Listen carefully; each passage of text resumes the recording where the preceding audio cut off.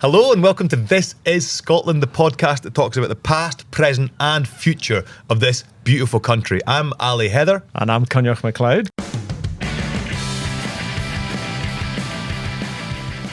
Good to see you, Ali. Good to see you, man. What have you been up to this week? Well, after that amazing Q&A podcast that we did, amazing. I love the Q&As podcast. Yeah. They were so much fun. But I've just moved to Oban. Mm-hmm.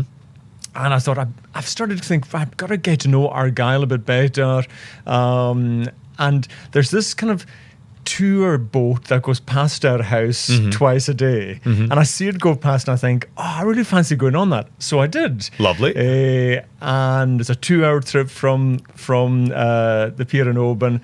We headed out to Kerara, so Guyland Castle, Duard Castle, just lots of things. Lismore Lighthouse. The best 2 hours, a beautiful day. Lovely. So a real highlight. So a tourist in your own town? A tourist in my own town. So is that you down by the coast? Have you got a beachside property or are you dwelling in a cave? No caves, but we've got a beautiful view over to the island of Kerara. Stunning. Which is lovely. Really I've been holidaying in my own patch as well. So I'm originally from Angus. I betrayed the county and moved to the bright lights of the big city of Dundee now. But so I was out in Glen Prosen. You might not know Angus has it's got a bunch of these glens that go into the Cairngorms. So they rise out of the farmlands and into these deep, beautiful glens. And Glen Prosen is maybe one of the less heralded. But there's an amazing woman. You might know the brand, the Gin Bothy. You see their bottles all over the place. Yeah. And it's like locally made gin, often infused with gathered berries or whatever. But she's just opened a little boutique distillery and an overnight stay. And so me and my partner and some pals went up. And you go and forage for berries and then you make your own jam, as well as eating all the local gear, and went for a big walk in the glens. And it was just the best fun. And it was that thing of a wee business employing, 7, 8, 9 folk all in the glen, bringing life back to kind of rural Angus. I thought it was class. So Glen Prosen. Love it. So what are we going to talk about today? Well, today is packed. We have, we're going to start by chatting about something we realised, because you're for the West, I'm for the East, and we have different opinions on the Vikings. So we're going to chat about East versus West, with that whole, the Viking inheritance and how we should think about that in modern Scotland. And then our big second subject is Scottish accents. So we obviously have very different accents, and there's so many accents. I don't have an accent. There's loads of different accents around Scotland. So we thought I'd chat about, because we've bumped into, and our pals have bumped into, a little bit of prejudice sometimes, a little bit of expectation, a little bit of surprise, and talking about what a real Scottish accent is. And that'll probably do us for the day. No, I think we should have a third one. No, what's your third idea? We're going to talk about Scotland at Eurovision. Ali is so excited. I'm maybe a wee bit more excited than Ali. Let's talk about Scotland at the Eurovision Song Contest. Scotland exciting, Eurovision, I don't get it. But we can get to that. So excited. But let's start with the Vikings. And as you said, there is maybe this rose-tinted view often of the Vikings, probably from a lot of these kind of relatively new TV shows of what the Vikings did. Yeah. But you made a good point that there is this kind of maybe different view of the Vikings on the East Coast to the West Coast. What do you mean by that? Well, so when I was wee, my primary school's logo was a little kind of carved cross. It's called the Camus Cross. Right. And it's just at the back of Maniki. And that was the cross where we were always told when the Viking raiders attacked, they landed somewhere around Barry near Carnoustie, and it was just a standard raiding party, longboats up the beach, axes out, hacking away at everyone they could hack away at, stealing whatever they get their hands on. And the local Picts organised themselves pronto, came down, and there was just this big sort of battle on the beach of hacking and slashing, completely foul, completely brutal, chased the leaders of the Viking raid up the hills, up the marches, and killed them. And the mass grave where the Vikings were buried, they put this cross on top, effectively claiming the land for the good Christian Picts and against these heathen Viking warriors. And that was kind of like inbuilt to me. Like, the Vikings were a fundamental nuisance. Up the East Coast, you've got Red Castle at Lunan Bay, which was built to protect the beach from these longboat arrivals. You've got St. Vincent's, this kind of beautiful little inland church, because we had to move all our churches inland away from the Viking raids because they kept on stealing our stuff and killing all the monks. And I think that is fundamentally bad neighbourhood behaviour.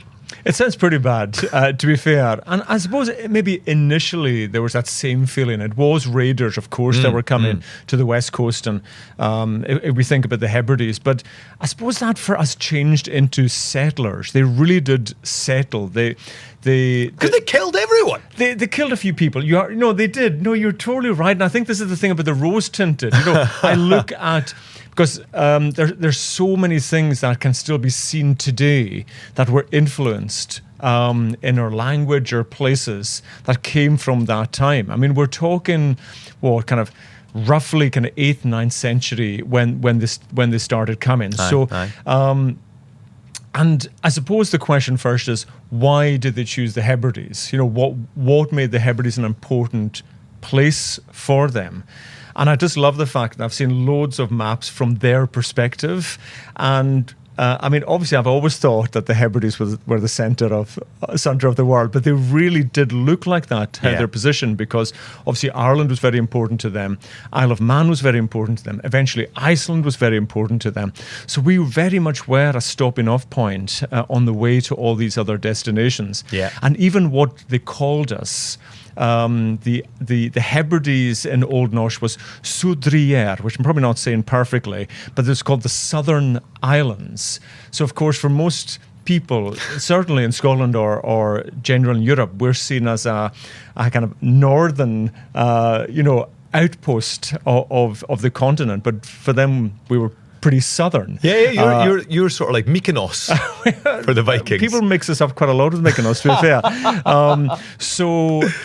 And even in Gaelic, Inchigal, the word for the Western Isles is the islands of the strangers or the foreigners, which is still a term we use today. And the foreigners we're talking about were, of course, the Vikings. So, even now, it's such a part of our storyline. Yes.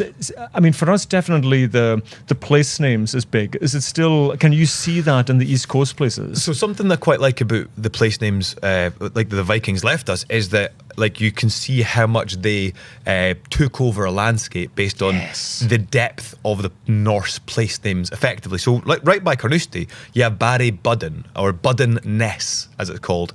And so that is like a big promontory out into the sea, and you have Nesses all in the Scottish coast. Yep. And that's headlands and things like that. Headlands. Yep. And they're called Ness, and that's the Norse. And basically that was for the Norse all navigating down the coastlines, and they needed to name things they were navigating by. But we have very, very few, if any, farm names. Oh, that's because interesting. we didn't come and settle, because we could actually defend ourselves, unlike yourselves. Okay. Well, that is interesting, because that's very different to us, because Bost, which is settlement or farm, that is one of the, certainly if I think, of Lewis, Habost, Calbost, Melbost, Lurbost, Crossabost, Garabost, all these farm settlements. Yeah. That's an interesting contrast then between the two. Or there's pastures like Shadar is again, what's the opposite prefix? Suffix. So Shadar comes up a lot in village names as well, which is like a more of a summer settlement or summer pasture as well. And then, of course, so many of the islands were named. Yes. Because is it A or I again? Yes, like Eriskay is like Eric's Island. Scalpay, Pabby, Bernary, all basically named exactly out of Old Norse, which is fascinating. I accept that there was that, because it was a time of climactic shift in the North Atlantic. So the weather had really calmed for a couple of hundred years. The weather had improved, so you could do much more farming. So that's why the Scandinavian area is producing many more people, because the weather had improved, and it also meant the water was calm, so you could really easily sail between all the Hebrides, between the Nordic areas, between Ireland and the Isle of Man. And with that peace, with that tranquil weather, what did the Vikings do? They established a massive slave trading system where they would get slaves from all the Celtic countries and sell them to into Middle East slave markets. So Scotland is full of buried treasure from I think they're called the Islamic silver coins, where they'd taken literally people from Man, from any Pictish area they defeated. For example, the castle at Dumbarton, it was called Alt Clut. And the Britons that lived there were defeated by the Vikings. And there's an Irish record of all these dozens and dozens of heartbreaking, sad scenes of enslaved Scots being chained up and taken to slave markets by the Vikings, who would then bring that money back and for some reason bury it deep underground. What a waste of everyone's time.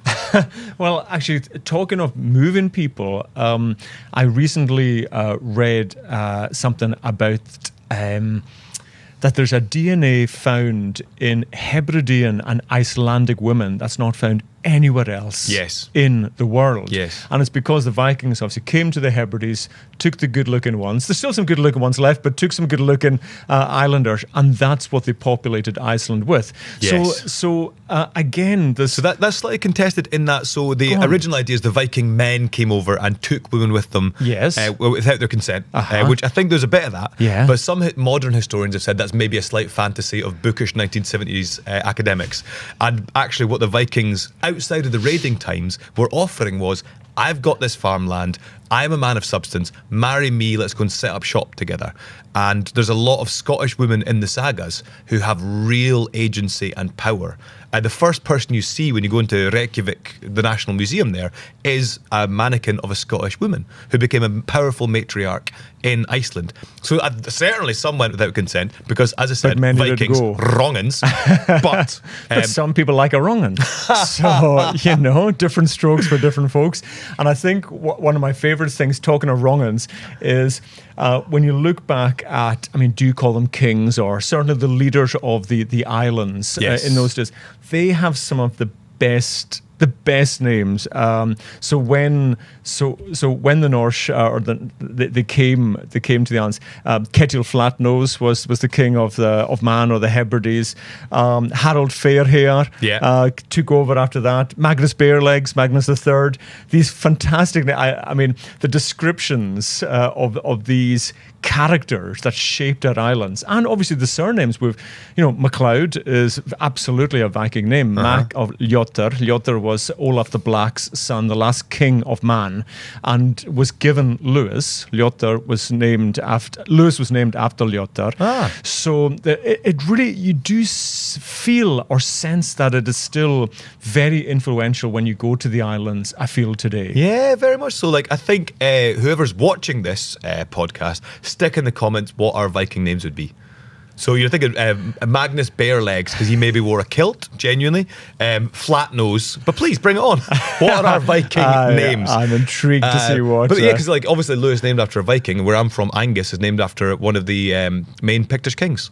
So these inheritances, these names are ancient and embedded in the landscape. And really fascinating. Have I convinced you a little bit that Vikings should be less romanticised than they are? Yeah, I do agree with you. Yeah. I do agree with you. But even, I think of the time, what was it, 1266, when Treaty of Perth, when the Hebrides became part of Scotland. Yeah. They paid around 4,000 merks, which I think is about £1.32 for the Hebrides. Rip off. But still, the Scottish government are to pay Norway £100 a year to keep the Hebrides as part of... That's in... They're not getting it because they didn't need it. They said that we start sending Norway cash. I'm telling you, I think we get a Christmas tree in return.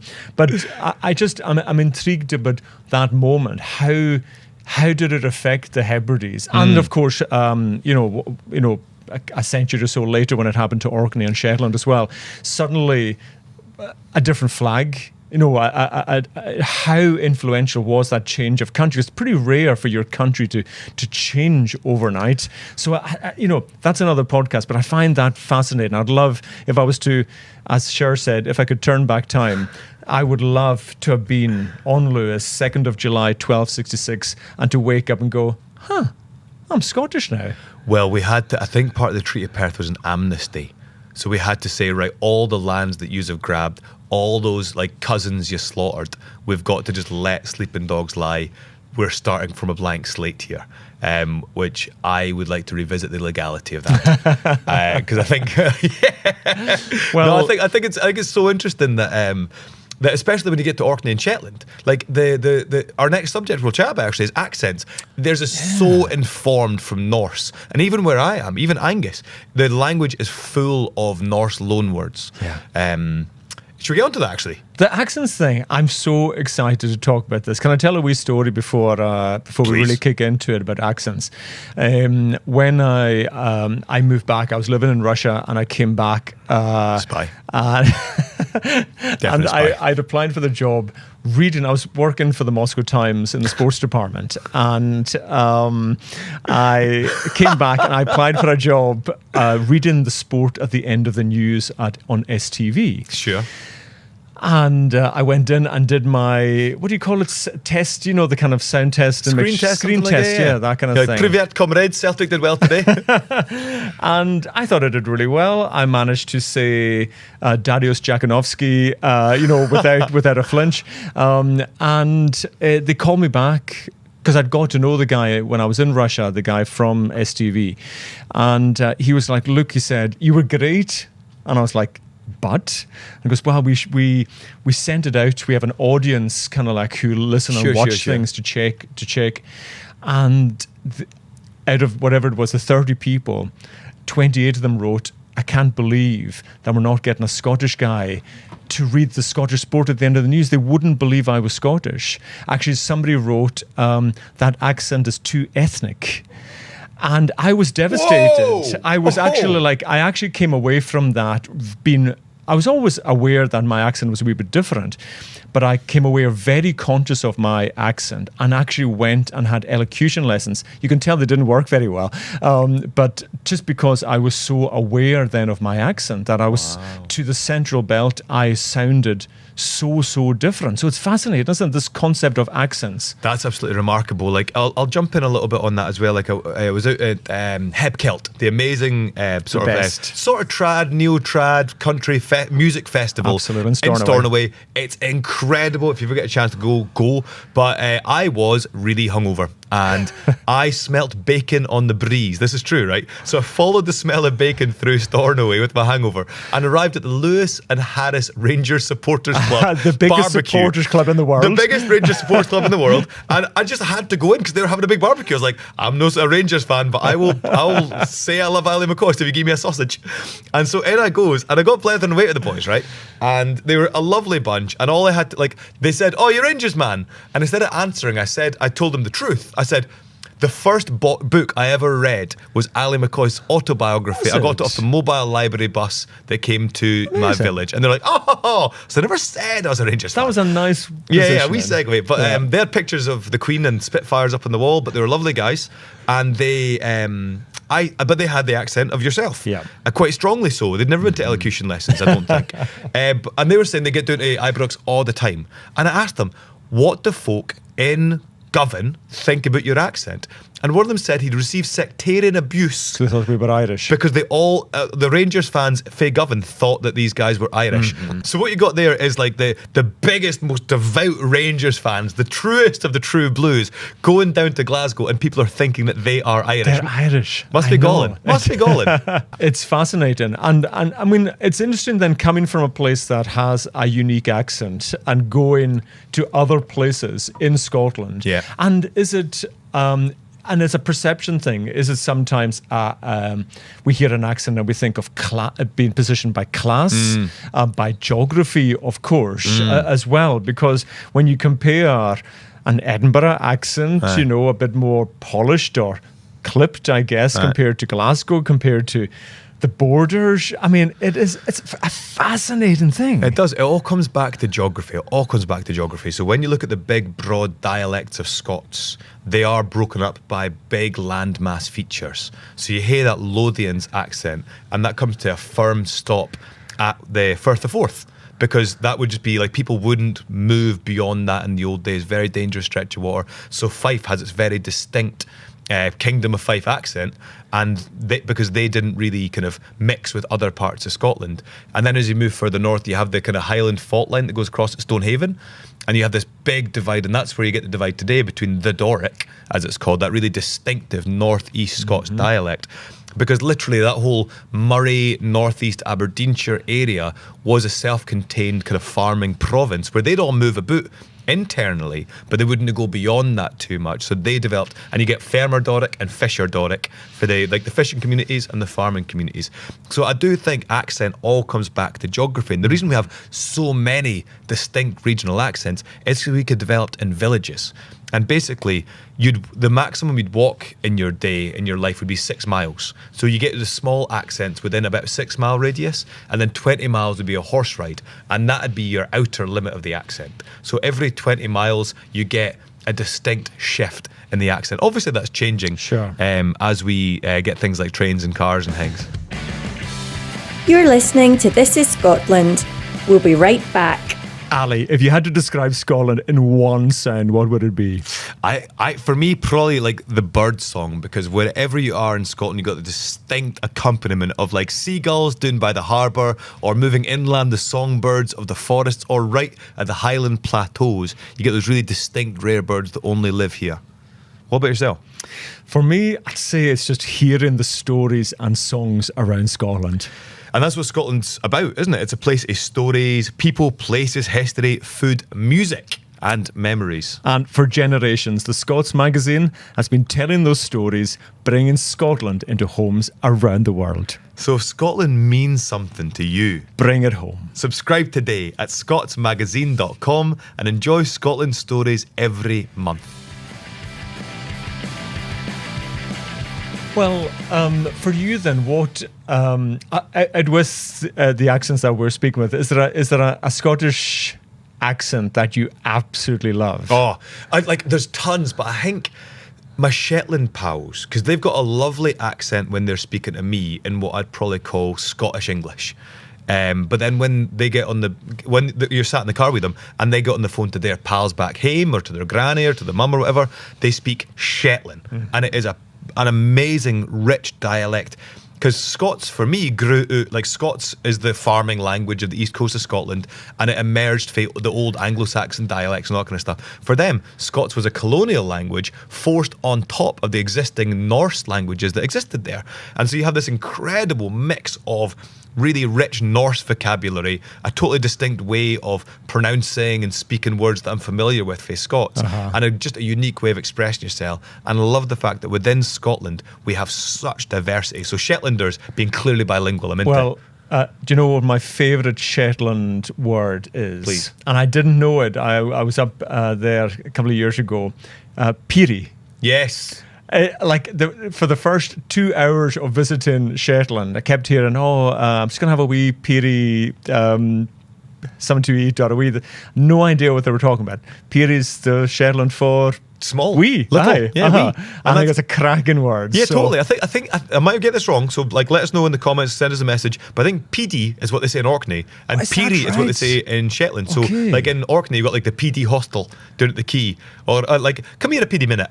Whereas they say Peerie further north, and that is their completely own distinct thing. And the reason Scotland is such a fun place to travel about is because everywhere is distinct and has its own thing. And I think language is a huge part of that. I do have a theory why we are so small-minded about our own dialects and accents, and it's because we don't have a kind of broadcaster that has all the different ones. So Gaelic, as I understand it, so I got to tell this from Mary Ann Kennedy, a very respected Gaelic broadcaster, singer, all the good stuff. Right. But she was saying before Gaelic radio started, the Gaelic speakers in Argyll had no idea what they were speaking in Sutherland, and they didn't understand Stornoway as being a Gaelic-speaking place. They thought you were basically speaking dialect Irish. And it's only once you started you're broadcasting. Right. Yeah. I mean, mentioned another podcast that when I'm speaking to someone from Islay, their Gaelic, there's so many different words that they use, which is absolutely wonderful. I would say, so when you're from Lewis, of course, Inverness is the Las Vegas of Scotland. We'd go there one a year and see the bright lights of Inverness, and the bright light of Inverness. The bright light of Inverness. And I love the Inverness accent. I think it is the coolest accent in Scotland. Yeah. Inverness tourist board, you can quote me on that. I think it's just the most fantastic accent. But taking the Scottish accent out with Scotland, I read this fascinating interview. There's a Scottish actor, James McArdle, yes, and he was starring in a West End show called Peter Gynt. And one of the reviewers was nearly disgusted, I would say, that he used his own Scottish accent on the West End stage, and interviewed him, going, why didn't you use is it received, or like that kind of classic kind of Oxford English in this play? Now, just to put into context, this play, Peter Gynt, written by Norwegian Henrik Ibsen, while he lived in Italy, published in Denmark, first performed in Oslo. Why on earth would an actor from Glasgow choose an English accent for this? Yeah. And again, we sort of kind of grow up assuming things, and I think it's a big thing just now, which I strive for a lot, and it's a big part of why I do what I do, is that aspiration. That so when a young kid hears a Scottish accent or an island accent on TV, on the radio, it makes them think that they're part of something. And so for me, the fact that James was so strong in his kind of pushback on that, I was super proud of him. Totally. There is reason to take heart, I think. There's a Glasgow University 3-year-long study published, I think, last year, which showed that whereas English accents within England are becoming less and less regionally distinct, more and more tending towards that London-centric sound, Glaswegian accents are getting stronger and stronger. So, like, over the period, they're still evolving and it's still changing, but they're becoming more and more distinctly Scottish. So it's just a Glasgow study, but I think that gives us reasons to be cheerful. So things are changing, things will always evolve, language should change and evolve. But the good thing is, at least in Glasgow, there's a polarity to it where they know what they sound like and they're sticking to it come hell or high water. They sure are. One thing, though, and I'm sure many of us have watched movies or TV shows and they have the Scottish version, but maybe they're not from Scotland. Yes. Is there any famous movies or actors who've tried and succeeded, or tried and failed, what's your top two or top your favourites? The one I was ready to be raging at. Did you ever see the film on Netflix, Outlaw King?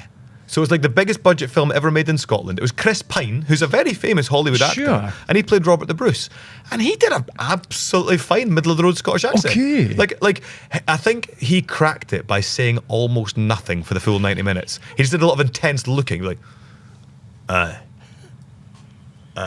and that was it. Like, brilliant. It worked Perfect. a treat, though. I thought, because I was ready to nail him.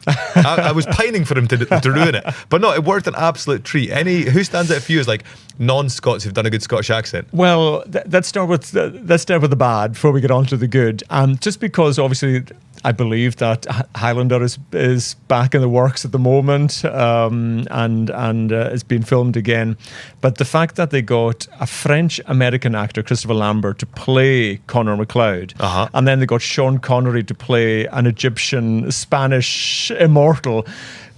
Bad casting, but I have to say, Christopher Lambert's accent went literally from Dumfries to Stornoway to Guatemala and back during that way. But I was trying to think who my favourites was. I mean, Mike Myers has to be up there. Yeah, Shrek. Shrek's amazing. Come here, donkey. But for me, the Scottish dad in So I Married an Axe Murderer is 100%. No. Go home tonight and watch it. Everybody, go and watch that movie. There's your homework. Like, this podcast comes with homework. His accent is fantastic. Is it a film? It's a film. It's honestly worth watching. But then I was thinking of Robin Williams and Mrs. Doubtfire. Of course. Which I just think... Of course. It's very different from Mike Myers' one. It's softer. He does it so well. So there's some people... But where are those accents from?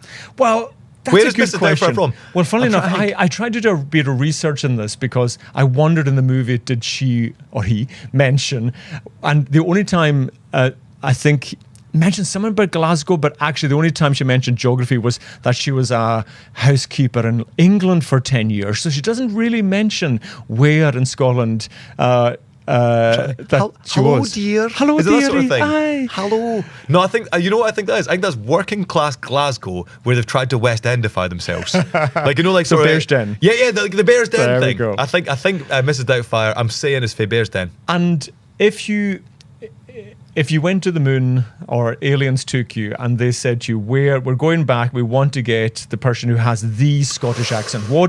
Which part of Scotland is the Scottish accent do you think is the most kind of classic?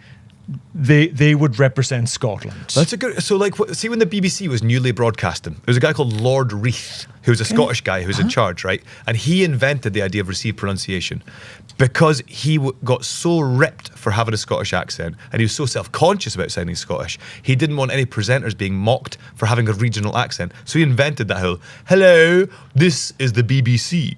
And so, I think if we were going to have a received pronunciation, but make it Scottish, yeah. Honestly, I think the one accent that nobody would mock is like Ewan McGregor, that kind of like sort of slightly douce Perthshire. Perthshire would work. I know, because you get like obviously, like, I love the Glaswegian accent, but it's so distinctly West Coast, so you couldn't have that. Edinburgh, like, nobody really warms to it for whatever reason.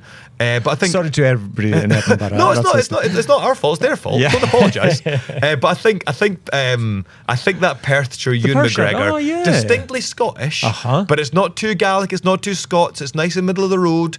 I think that's one that people would struggle to get angry at. Yeah, so, I think you're right. I was leaning towards an Argyll accent. I felt that was, again, very Scottish. A kind of influence from lots of different parts, if you know what I mean. So, but I get the Perthshire thing. So. No, I think I'd probably, and it's the middle of Scotland as well. So I think we've all heard Perthshire, and there's just, isn't he? Like, I think you can get away with that. You never hear Ewan McGregor getting slagged off for his accent, whereas you definitely do hear, like, Kevin Bridges is always talking about the fact that, like, he has to balance his accent out between, like, being comprehensible to Americans and then also not being made fun of by his Glaswegian mates for sounding posh on the telly.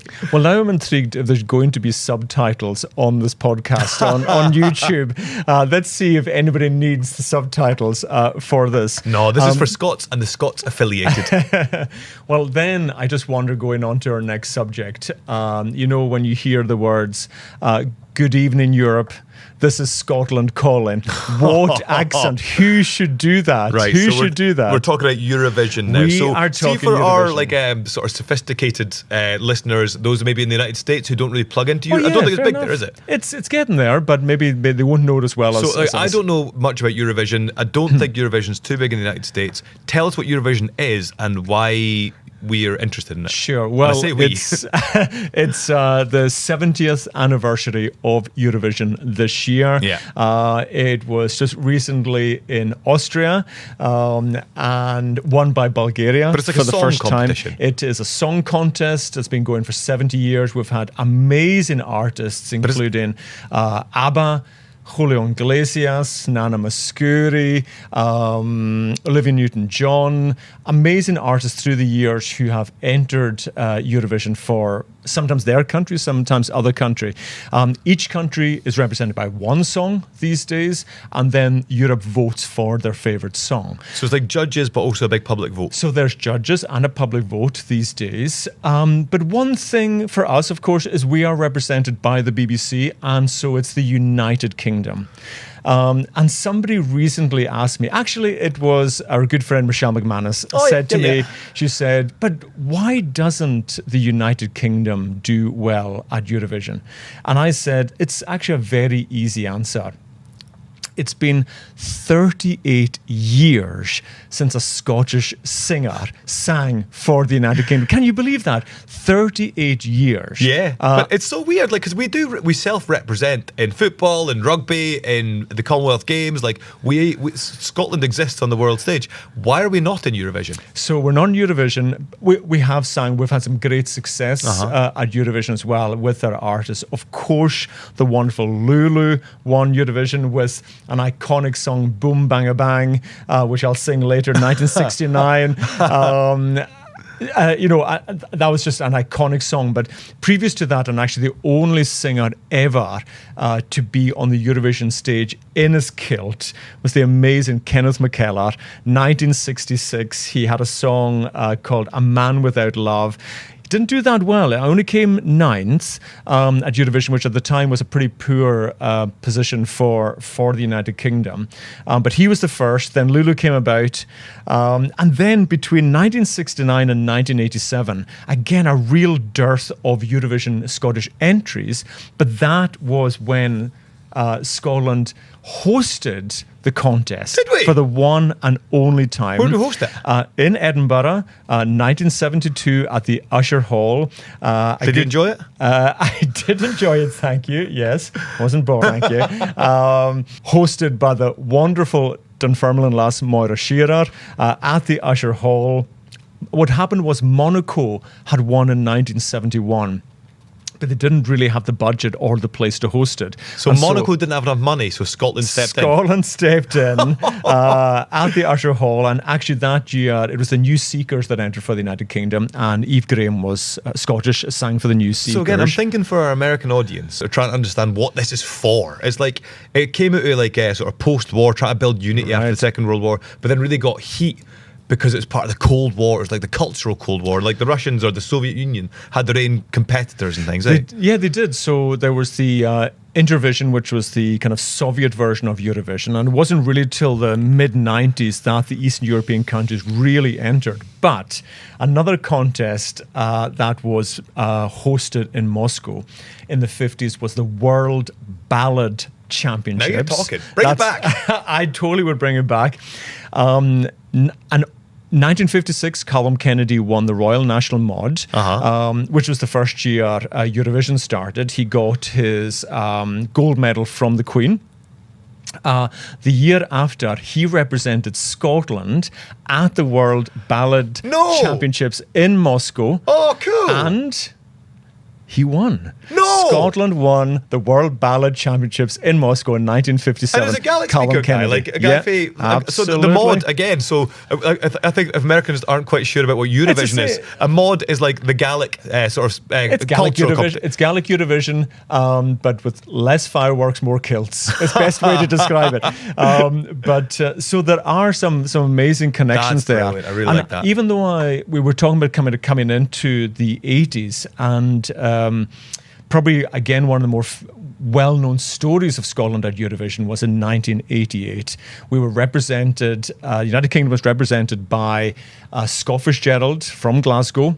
He had a song called Go, and as the juries were giving the votes, he was winning. He was getting a lot of 10s and 12s from the jury. But there was a young singer singing for Switzerland that year, and she snuck in right at the end. There was 5 points between them when the Yugoslavian jury came on, and she got 6 points. And her name was Celine Dion. No! And she won all because of the Yugoslavian jury. And I just imagine now thinking of Scott Fitzgerald singing for Titanic or all these amazing songs. It could have been him. It could have been him. It could have been him. So that moment for Scott, he missed his chance to be a Eurovision winner. And so he's the last entry for the United Kingdom from Scotland, not the last Scottish entry at Eurovision. In 1996, the lead singer of Capercaillie, Karen Matheson, sang at Eurovision, but for France. She sang with Danar Braz and sang in Breton that year. So that is the last time a Scottish singer has sang on the Eurovision stage in 1996, 30 years ago. Again, there's good Gaelic representation. Some good Gaelic representation there. But first of all, why doesn't Scotland compete as itself? And second of all, should we bother? Is Eurovision not just like a faded thing from the Cold War era? I think it still has a huge... It's still more watched than the Super Bowl. No! Yeah, more viewers of Eurovision than the Super Bowl each year. It's a huge phenomenon. And I absolutely would love Scotland to represent themselves. Now, Scotland has represented themselves at other Eurovision contests, including... and I might have been one of those singers. Scotland entered the Eurovision Choir Song Contest in 2019 with the choir Alba. I was one of the people who sang in that choir. What were you singing? We sang a medley of songs, including a Run Rig song as well called Alpapa. The conductor was the amazing Joy Dunlop. We didn't win, but I promise you I've never cried so many times in the build-up and on the night as well. It was an amazing experience to represent Scotland in Gaelic on the Eurovision stage. So I'm all for it. So what are we in this now? So imagine next year, 2027. Yeah. Ali, you are the person who chooses who sings. First of all, for good choice. Scotland I'm the man for the job. at Eurovision next year. It's going to be in Bulgaria. Yeah. And you want to hear Ekos 12 points. Who's going to get the 12 points for Scotland? Genuinely, I think we've got, like, 'cause as I understand it, so I've never seen Eurovision, but as I understand it, you want big poppy ballads and you want Big it to anthems. be big Yeah. anthems. And I just seen Nathan Evans launch his new single. I think it's Nathan Evans and the Phoenix or something. Yeah, you're right. But he's just launched his new single and he's doing it down in Glasgow in a shopping centre.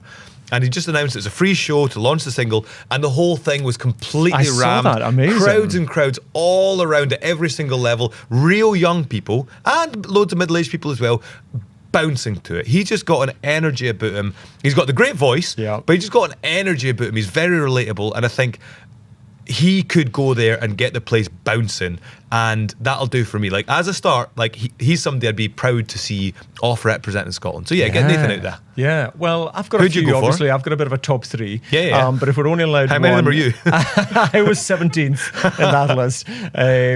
But of course, I would love to see Gaelic represented. Yeah, I would sure. love to see Julie Fowlis singing for Scotland at Eurovision. Yeah. Just the most beautiful singer, amazing representation. If it was in English and I wanted the biggest key change possible, of course that's going to be Michelle McManus. Oh, yeah. So, I think they'll be fantastic. So, look, so many people. I think the next 30 years are good for Scotland. I do think so. Like, now we're talking about, you could just chuck in like Lewis Capaldi, who did an amazing job. There's a whole list of brilliant. Yeah, no, fair. Okay, you know what? Are you getting excited about Scotland Eurovision? I'm excited about Scotland Eurovision. I don't know who we petition, but I think, yeah, we need to get into it. We absolutely do. So if you're at home, either shouting that who your favourite could who be, is Scotland represented? who should Scotland be represented by, I will throw my hat in the ring. Ali, what about a wee duet? Me Two and of you. us? Yeah? Yeah, we could do it. I think, like, because Grant Hanley's representing the World Cup, why not do Eurovision as well? Get Big Grant to do it. No, I think that we should get a representative, and I think comment who should be representing Scotland, but also I think email the BBC and say we want to see a separate Scottish representative. We are on it. This is my moment. The campaign starts here. The campaign starts here. So even though technically Scotland has never entered Eurovision, it has an amazing history and an amazing past. Yeah. But it feels like history. It's not recent. So we need to get some representation. Yes. And just, the fact that Scottish Gerald lost by 1 point to Celine Dion. Yeah. Can we bring the crown Yeah, I love that back bitterness. to Scotland? I love that bitterness. Okay, we need to wrap this up. We're nearly done for the day. Before we go, I love to share, I always like to try and impress you with a wee historical story that hopefully you haven't heard. Okay. And so this one comes from the island of Islay, which I was in recently. And before I travel anywhere, obviously, I read like really good kind of like academic histories of the island, read archaeological surveys and that kind of thing to get an idea.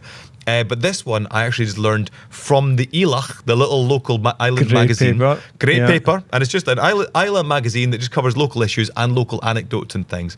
And this is cracking. So 1921, a German guy walks into the pub in Port Ellen, or Port Ellen as they pronounce it, which is like one of the main towns in Islay, and says, this is just after the First World War, and he says, I was coming here for 2 years during the First World War, and I wanted to come and see it in peacetime. And they're like, what are you talking about? This guy was a submariner. He had a U-boat, and him and his submarine mates were terrorising the shipping channels of the North Atlantic and the North Sea.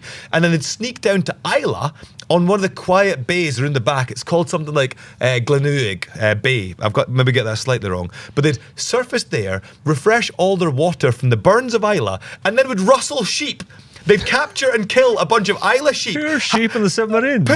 Exactly. I think they'd kill and eat them right there on the beach, and then they'd disappear off. And then he has the brass neck, pop 3 years after the armistice, to pop back over a wee holiday. Amazing. Amazing. Love that.